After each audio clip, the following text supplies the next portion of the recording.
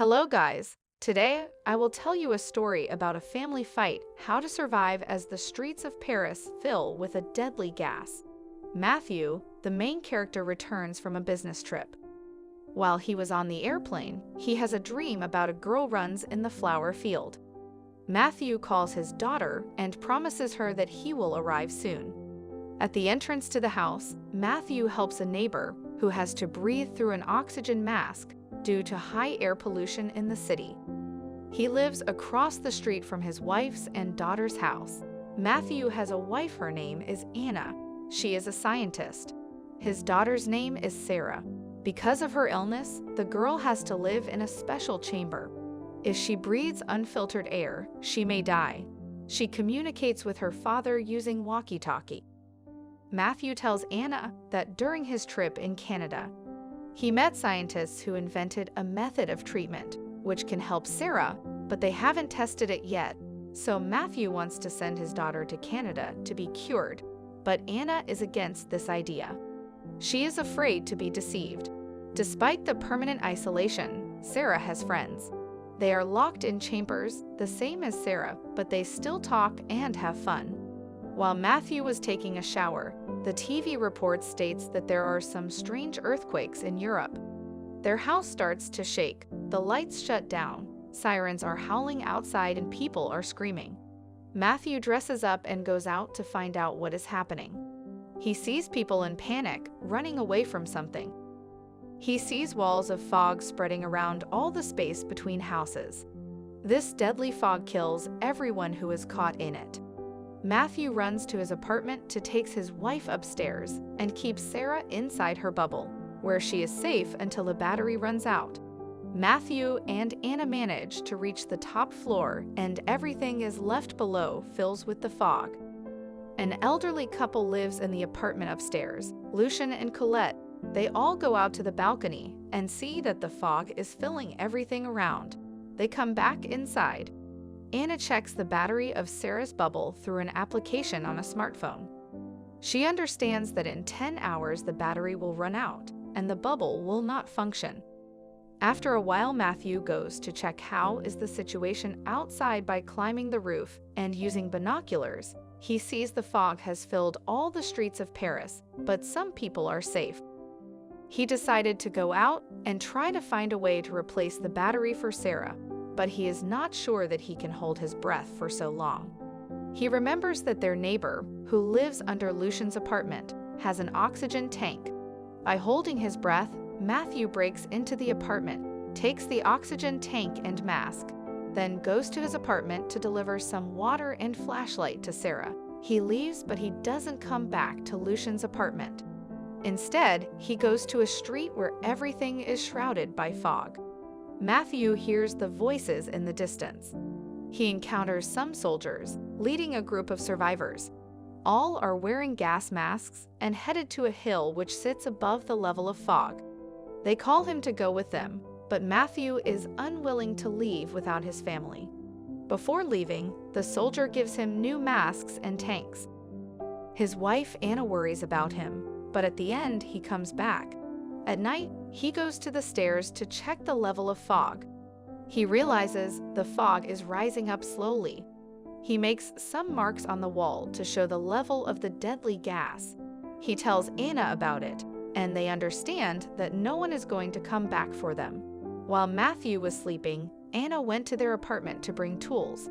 By using these tools, she fixes the radio which they found in Lucien's apartment before. There is an emergency call on the radio. It is said not to leave the houses and stay safe. The couple hear some noise coming from the street, so they decide to climb the roof, where they see a violent disturbance by a crowd in the place the survivors were taken. Anna and Mathieu realizes that they have to leave. They decide to take refuge to Sarah's friend, who lives with her parents on a hill, to take a special suit in the laboratory so Sarah can move safely. Anna and Mathieu decide to go together. Before leaving, they come to say goodbye to their daughter. She asks them to visit her friend, who lives nearby. His parents are not at home, and Sarah is worrying about him. Mathieu and Anna come to Sarah's friend, and when they are about to come upstairs, they see a dog runs up to them and barks. They run away to save their lives. In the fog, they cannot see anything. Matthew is unaware that he is running to the river. He slips and falls into the water. Anna manages to flee from the dog. When Matthew gets out from the river, he notices a dead person wearing a protective suit in the car. However, he couldn't remove the suit from the corpse. Then he runs to the laboratory to find the suit for Sarah. There, he meets Anna, and the two of them find the right room and take the suit. They unintentionally open the wrong door. An explosion blows them away. When Matthew comes to his senses, he realizes he is unable to breathe because the explosion has damaged the oxygen tube. The only solution is sharing Anna's oxygen by passing it to each other every few steps. They go up on the building where there is no fog. Anna treats Matthew's wound, and he sends her back with the suit for Sarah, because they cannot use one mask for both. Matthew tries to find his way home by climbing over rooftops. On his way, he finds a camp with a large amount of supplies and sees the corpse of a man who was shot by somebody. He takes another oxygen tank. Entering the parking lot, he sees a man with a weapon.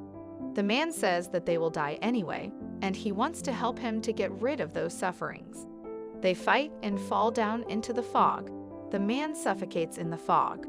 On her way back home, Anna realizes that she is running out of oxygen. When she gets to the entrance, she finds out that there's no oxygen anymore. So she has to go upstairs holding her breath. Entering the apartment, she discovers that the suitcase was damaged by the explosion. It means that the suit is useless. She talks to her daughter, using the walkie-talkie, trying to calm her down. But Sarah seems to accept this idea, that she would die here. The app on the smartphone shows that battery charge dropped to 5%, which means soon the chamber will turn off. Anna wants to go down to replace the battery, but Lucian tries to dissuade her. He wants to go to Sarah himself, instead of her, because if he dies, nothing bad will happen. He is already old. However, she is against. She holds breath and goes down to Sarah. She barely has enough air to replace the battery, and she does it despite her daughter's protests. Anna understands that she will not be able to come back upstairs, so she says goodbye to Sarah and runs away. Matthew is on his way back home. He hears Sarah's voice as she calls for Mom. Sarah tells him that she has left and she doesn't answer. Matthew finds his wife dead on the stairs. At this moment, Sarah hears the desperate cry of her father. He comes back upstairs to Lucian's and takes walkie-talkie. He tells Sarah about everything. While Matthew draws a route on the map and makes records, new earthquake happens. After that, the fog begins to rise above. Matthew takes the tank with oxygen and wants to go to that place where he saw a protective suit. He wants to bring it and refix for his daughter. Also, he wants to bring masks for Lucian and his wife, but Lucian protests. He says that his wife and him lived enough, and they can calmly die. He says that Matthew must not take risks for them. Matthew unwillingly agrees and leaves. He says goodbye to his daughter.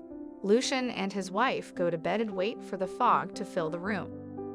Matthew takes the suit and on his way, he notices a scooter. He rides it back home. Being distracted on the way, he fails to notice the boy running on the road.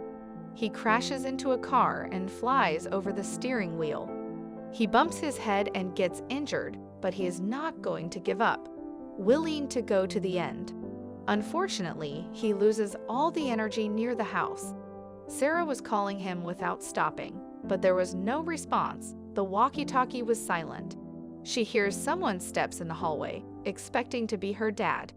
It turns out that it's her friend No, who stayed in his bubble without parents. Sarah and No go out looking for Matthew. It turned out that the fog is not killing people with their disease. They can breathe freely with this deadly gas, while the rest of the people cannot. Matthew is happy for his daughter. He holds his breath and takes off his mask to kiss Sarah. He hugs her in the middle of the street, which is filled with fog, and sees how it rises above houses. The fog is spreading further and further, threatening to kill all people. Matthew sleeps and dreams again that Sarah and the other kids are running around the flower field.